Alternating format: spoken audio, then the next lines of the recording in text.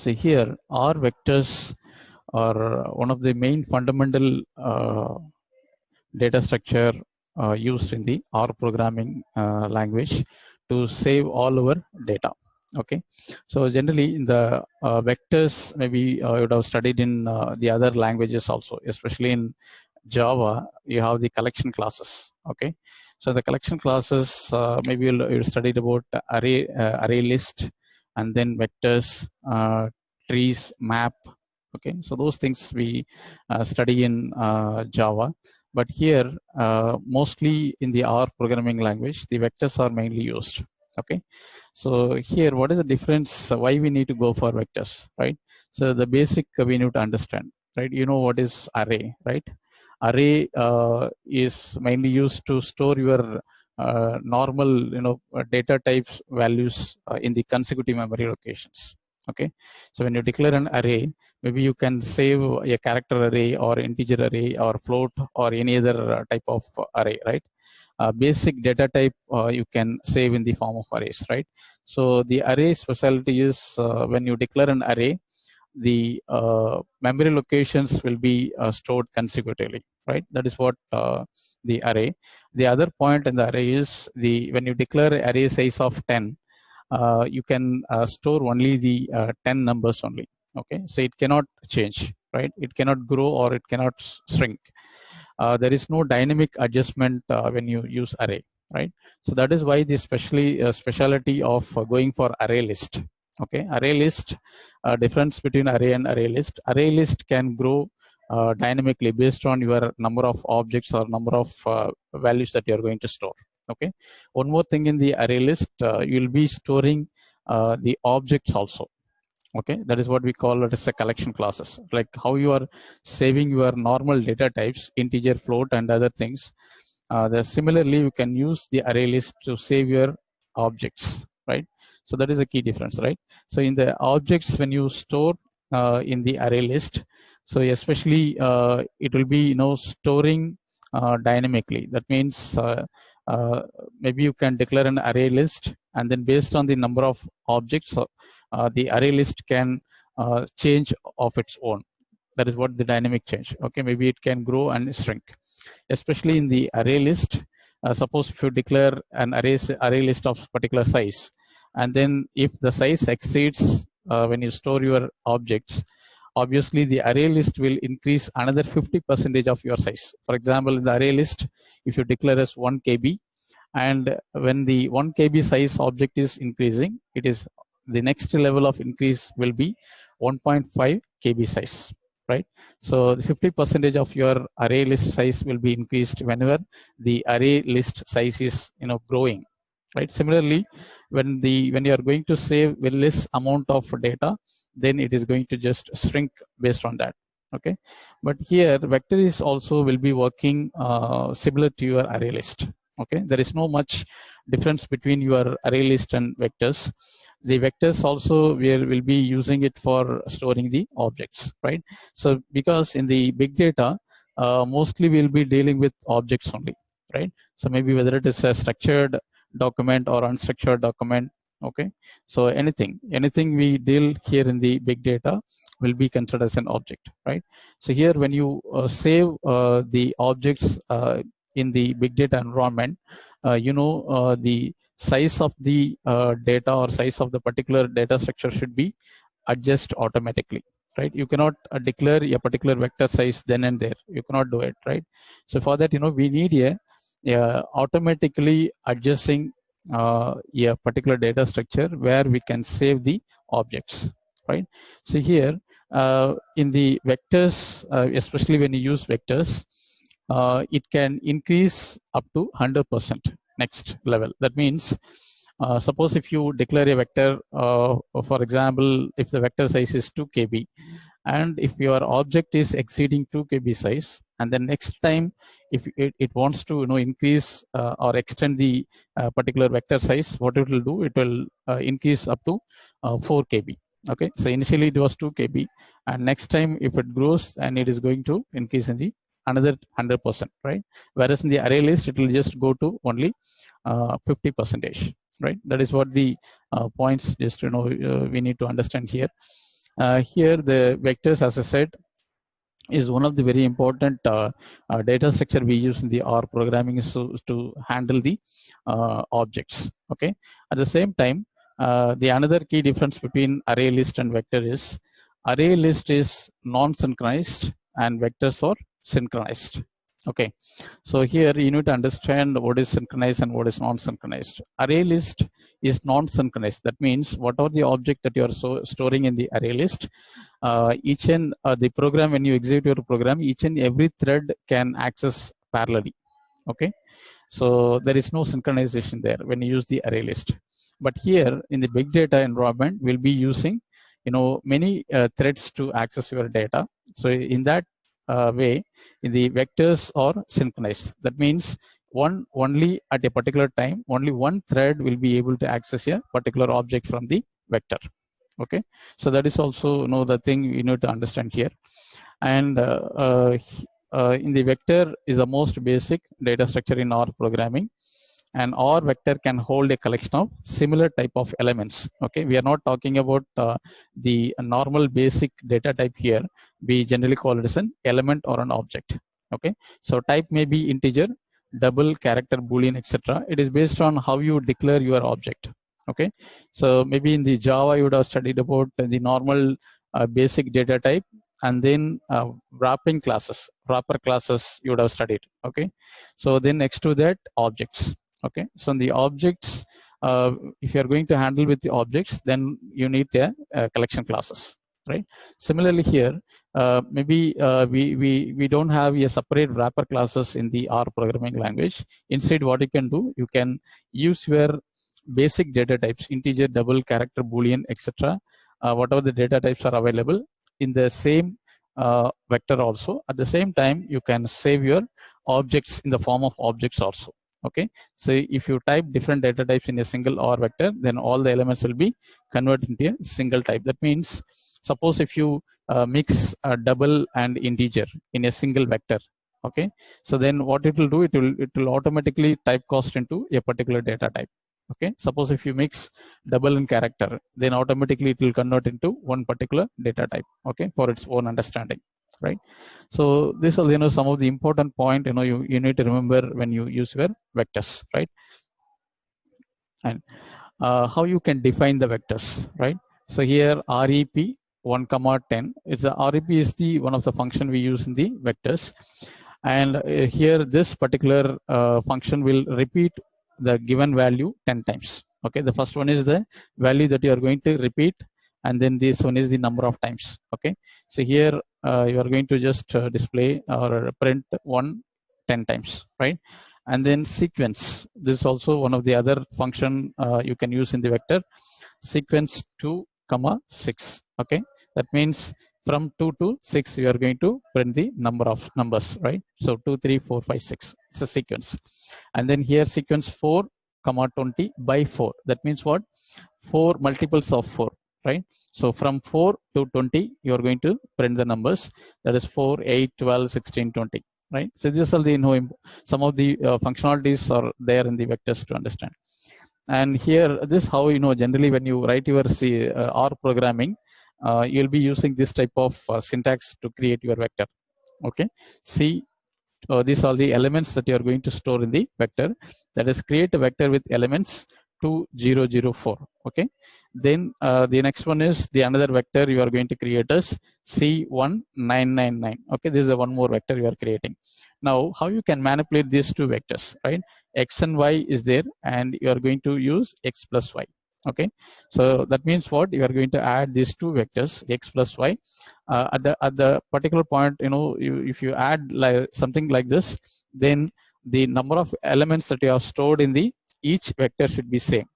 Okay, see here you have 4 number of vectors, that is elements are there, and here also 4 number of elements are there, right? So X plus Y, and here for example 2, 1. Okay, you can see here 2 plus 1, 3, and 0 plus 9, 9, 0 plus 9, 9, and then 4 plus 9, 13. Okay, this is how the vectors are operating, that is vectors are functioning, right?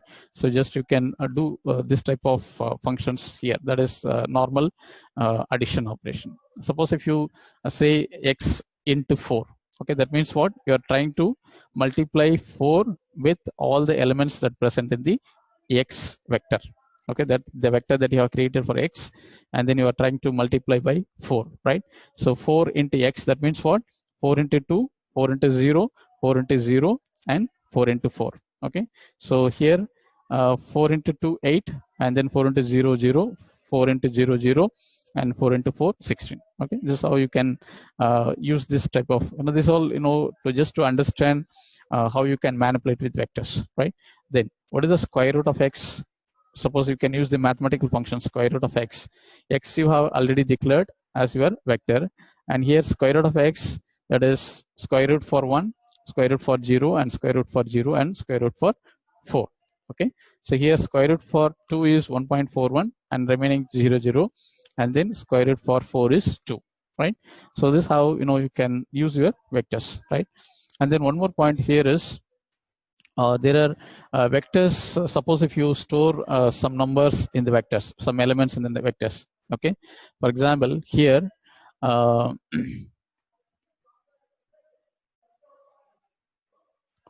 here you have the numbers, right? So 2 0 0 0 4, right? So here to iterate this particular element in the particular this particular vector, how we can do, right? For example, if you declare an array, how you will iterate, or how you will retrieve the particular value from the array using the index values, right? Maybe you can use a for loop to retrieve the particular element. For example, a of 1 represents the first element in the array, a of 2 represents the second element in the array, right? Suppose if you put this in the for loop, you will be able to get the values, right? You can do all sort of manipulations for the array, right? But here in the vector, what you will do, will use the index in the name of both. There are two things are there: iteration and enumeration. Okay, so iteration, maybe you can use in the simple array list and then arrays and everything. But when you are using your objects, it is better to go for enumeration. Okay, so enum is a keyword. Maybe you would have studied in Java, right? So enumeration, where you can save your element and then you can take it for iteration purpose, that is accessing purpose, right? So in the enumeration, what you can do, you can just read the element that present in the particular this vector, and then maybe the other modifications may not be done. Okay, when you go for iteration, we can do both, right? Able to understand? And then here the how you can access the vector element, that is use the open and close square bracket operator to select the element, the same way how you do in the arrays, right? To select a specific element, use the index or vector of indexes to identify them, right? Suppose if you use your array and then if you used your for loop, then it will be easy for you to understand this, right? So to exclude specific elements and negate index or vector of indexes. So how you can exclude? Even you can eliminate or omit certain element in the particular vector, right? Then what is the alternative? Use the vector of t and false values to select the subset of the elements. So here how you can select the particular element from the vector, right? So we can see now here.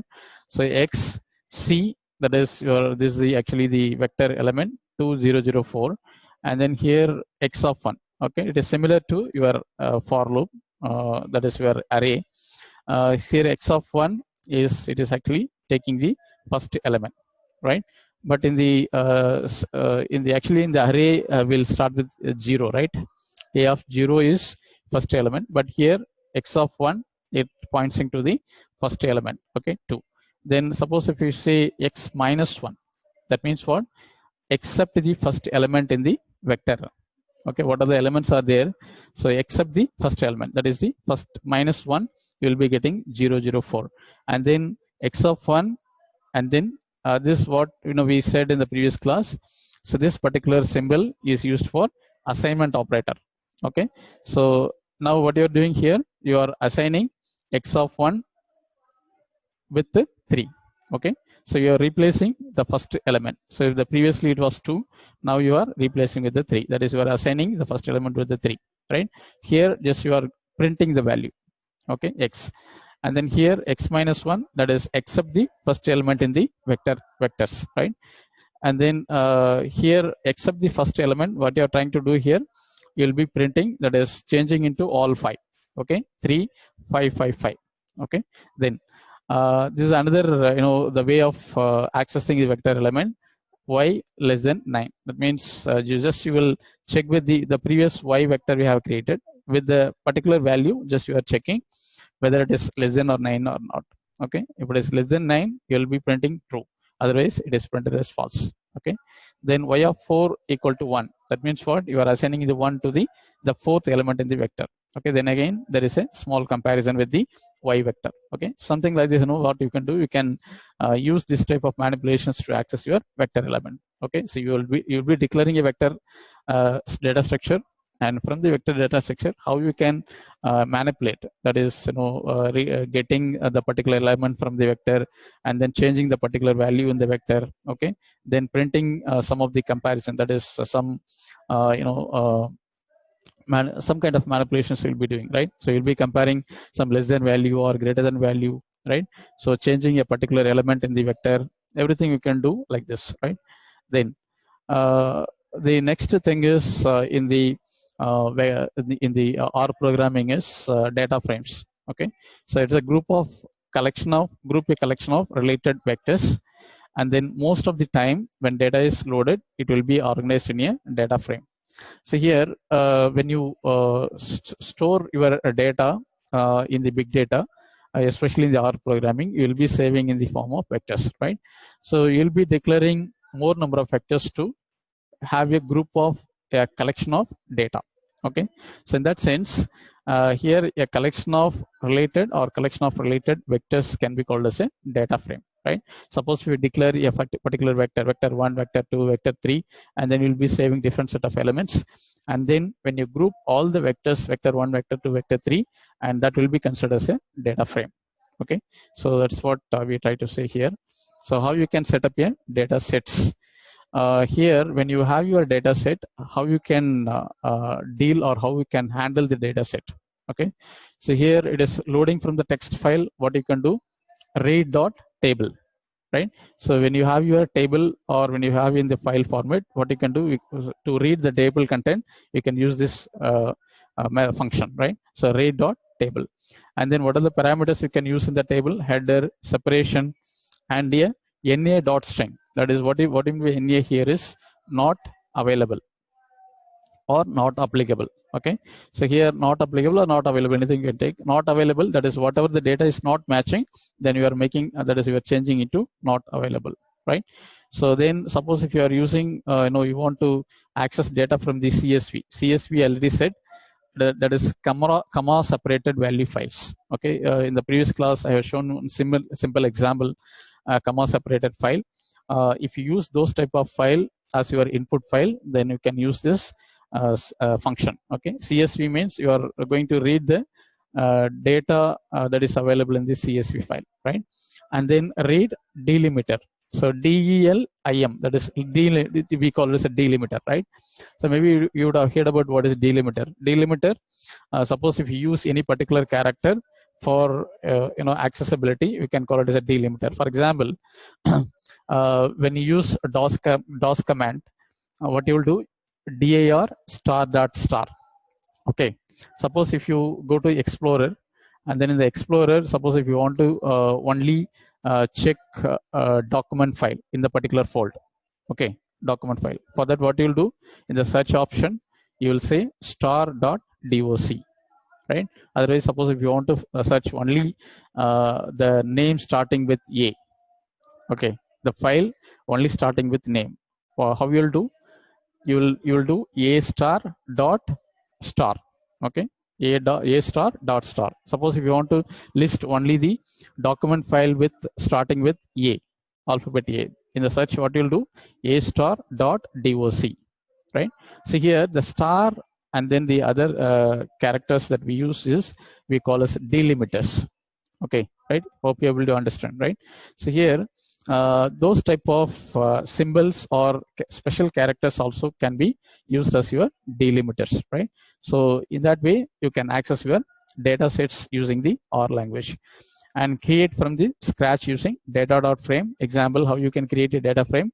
Data.frame, that is height of your data frame 150 comma 160, some the number of columns and rows that you want to create, and then what is the weight you are going to give for the data frame, that is 65 and 70. So that means within that particular range or particular value, you are going to create the data frame. Okay, then so this is one more example how you can create a data set, something like this. You have the height, weight, waist, and then what is the hip size, and then BPCs, and then BP data. So this are set of data are available. And suppose if you want to read this particular data set file, what you can do, read.table and then bp.text. Okay, what is the header? Header is true. That means what? Your file is having all the header, okay, for each and every column. And then na.string equal to c.x. That means whatever the particular value is not matching with the condition, you are making into, you are going to mark as a x. Okay, so that is for int. Okay, so suppose if any particular data is missing or any particular data is not matching, then that particular data where you are going to changes x. Okay, so whether whatever the values are not available, then you are going to make it as a x. Okay, so this is how you can use this type of functionality to work in the data frame as well as your vectors, right? So accessing data frames, how you can use to the following all retrieve weight data, that is BP, BP and BP. This is what your file name. Suppose if you want to access only the weight column, you can use like this. Okay, and then the other way of accessing a particular field from your given data frame or the given data file, you can use this syntax, right? Here BP comma 2, that means what? The second column you are going to access. Okay, only the second column you want to access, right? And then BP dollar weight, right? So there are different notations you can use. So maybe you can use dollar symbol to access this particular data, right? So the following excludes the weight data. Suppose in the previous example also we have seen, suppose if you use -2, then you are going to exclude that particular column alone, right? For example, you have the data set like this, then for your statistical purpose, if you want to pick a particular column value, okay, for example, I want to make an analysis between the values of height and weight. Okay, I no need to have the waist and then other remaining data sets, right? For that, what you'll do, I need to know how I can get a particular column value by using this type of syntax and then this type of functions. Okay, able to understand, right? So here maybe the selective set of field or the values that you want to take it for statistical analysis, you can make use this type of functions. Okay, then next one is about list. Okay, so we already talked about what is array list and then other things. This is another one more important data structure used in R programming. It's also related to collection of related variables only, and similar to records in C. Maybe you have studied in C records, some syntax. There you will create a record, right? It will be working similar to your C records and created with list function. So maybe you can see you can use the list and then x equal to 1 and then y equal to 1. So maybe the only one element you are going to have in the particular list, and you are assigning this into point. Okay, so access to components follows similar rules as for data frames. The following all retrieve x. So whatever the rules we have discussed in the data frame, the same thing you can use it for list also. Okay, that is point $x. This is one more one type of accessing your file, that is the particular value that is there in the list, and then point of x and point of 1 and point -2, right? So maybe you can use any one particular syntax based on your convenient, right? Then so what are the things we have discussed so far? That is, we talked about numeric values, vectors, data frames, and list. Okay, so then now we are going to discuss about some of the expression and controlling loop. And here the expression and controlling loop, to understand this concept, if you are maybe I hope you will be you are thorough with C and C++, right? Even Java also. So where we use while, for, if, so those type of normal conditional statement and then looping statement only you are going to see. See here, the other point is, as I said already, the R programming language is been derived from C language. Okay, so most of the almost major part of your R programming language was developed using C programming. So they have used the C syntax. Okay, maximum C syntax. Right, there is no much deviation with the syntax of your R programming and then your C programming in terms of this grouped expression and control statement. Okay, so here the first one is we are going to discuss about if else, for loop, repeat loops, while loop, and then next break statement. So based on the say, since in the big data we'll be dealing with mostly the objects only, elements only, right? So for that, there are small modifications also done in the control statement also, right? And so what do you mean by grouped expression? Expression, what is expression? Suppose if you combine more than one operations into a single unit or in a single sentence, then you can make it as an expression. Okay. So here, when you going to group more number of expression, that can also be done, right? That is grouped expression. So first one, you will be creating an expression, and then you'll be able to group the expression also, right? So this expression will be worked or will be applied on the particular data set, right? So valid wherever single expression could be used and return the result of last expression evaluated, and relatively similar to compound statements in C, right? So here, if else, it is nothing special in this if else. It is similar to your C. If expression 1 and then expression 2, else expression 3. So already, if expression 1 is true, then your expression 2 is going to be executed. Otherwise, the expression 3 will be executed. Okay. So the first expression should be written a single logical value. Sometimes in the expression, it is all very familiar to you. When you are going to create expression, you will be using the and or operators. Okay, so suppose we are going to combine more than one operator into a single expression, maybe you can use and operator or operator. Okay, then conditional execution of the code. So that is this what the if else is, conditional execution. And this was the simple example how you can write your if else. This just for understanding only. This already, you would have studied in C language.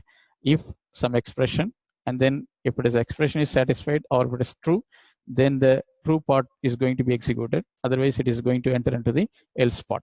Okay. Then what is the for loop? That's similar to C only. It is for name in expression 1 and then expression 2. Name is the loop variable. Maybe suppose actually this syntax is a little bit different from your C language. Expression 1 is often a sequence. Okay, maybe expression 1 to 20 or sequence, right? There in the C language, what you'll do, we'll use the for loop with initial value, conditional checking, and increment or decrement. Okay, mostly we'll be using 3 values or 3 parameters in the for loop, but instead of using that particular style in the R programming languages are using this particular format. Okay, the sequence 1, 20 by equal to 2. That means what? It is actually going to start from 1 to 20 by 2 values. You can see here for I in 1 to M. This is another way of writing your for loop here. I in 1 to M. Okay, so here we are going to check the element in the interval 1 to N, right? So sample n comma 1 and sample n comma 1. So what is the additional processing as needed? So process pair. So this just for understanding purpose. So you can just use this type of for loop syntax to write your code. Then repeat is one more statement we have. Repeat expression. Continuously evaluate expression. So repeat, already what is repeat, right? It is if the condition is true, it is going to evaluate the expression continuously. Loop must be terminated with break statement. So suppose if you stop the repeat expression, you should use the break statement. Okay, so this is the example. Matches Just you are assigning 0 to matches, and that will be assigned to M.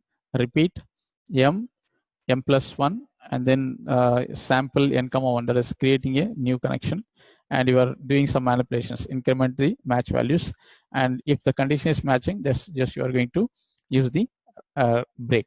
Okay, so this is how you can use your repeat statement in R programming language. So suppose if you want to break the particular repeat statement, then you have to use the break. And next one is while statement, while expression 1 and expression 2. While expression 1 is false, repeatedly evaluate expression 2. Okay, so break and next statement can be used within the loop. Suppose if you want to stop the execution, you can use the break. Otherwise, if you want to skip certain number of statement, then you can use next. Okay, so while expression 1 is false, repeatedly evaluate expression 2. Right, so here it is not true, right? So while expression is true, it is not true, right? So it is actually false. If this particular expression is false, and repeatedly it is going to evaluate the expression 2, right? So this is example how you can write your while statement. And match false, right? That's what we said. So it is actually first it is essentially checking false. Only when it is false, then it is going to execute your set of statements here. And how you can write your functions, that is how you can use the already available functions in the R programming language. It is easy to create your own functions. Our own user-defined functions also be written very easily in the R programming language. Okay, so as tasks become complex, it is a good idea to organize code into functions that perform different tasks. Okay, right. And here in R, it is a good practice to give default values to function arguments. So some suggestion is given. Suppose if you write any function in the R programming language, it is better to give default arguments. Okay, you know what is argument in the function. You can see here function argument 1, argument 2, and then expression that will be assigned to name, right? So this is how some of the functions mostly you will be returning the expression, or otherwise you are simply returning the function with the return keyword. This example to understand how you can write your function. This is one way, that is function x equal to 10 and then x into x. That is you are finding the square of a particular given value. X into x, that is given value is 10. This is actually your default value in the argument. Okay, you are passing the default value in the argument, that is x equal to 10. Now what will happen here? 10 into 10, you will be getting 100. Okay, so this is how you will use your square, that is calling the function with open and close parentheses. Okay, so then this is another way, a function from 1 to 10. Okay, this is argument, you are passing this type of argument, that is from 1 to 10. So this is how you can write your functions also. Okay, right. Hi learners, please subscribe to my channel and also press bell icon for latest video updates. Please do not forget to like, comment and share. Thank you.